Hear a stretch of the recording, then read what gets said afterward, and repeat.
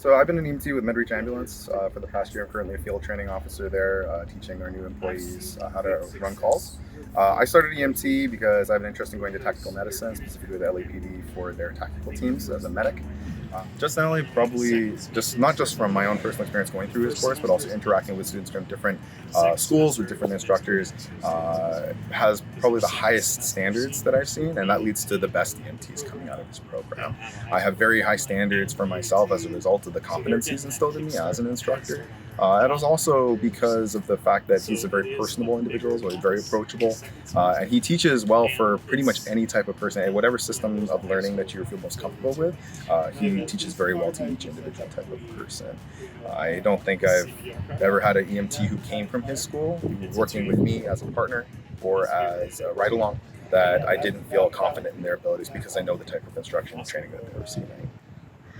So I think something that you tend to see in a lot of modern education systems is the type of environment that's going to stimulate growth, but also along the structure that's going to encourage students to memorize a certain amount of information, regurgitate it, and then probably forget it. Or a lot of times I also tend to see a lot of students who are learning to a certain standard, but only enough to get by.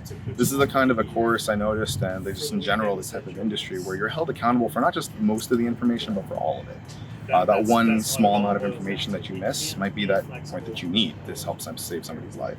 So being able to focus on your education for the sake of not just being able to know the information, but to perform well with that information in a field setting, which is typically very different from most classroom environments where you're learning something like math or geometry, for example.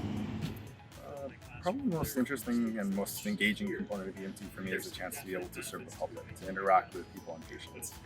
When I found EMS as a profession, as a career, I fell in love with that as my application for my desire to help and serve other people and the public.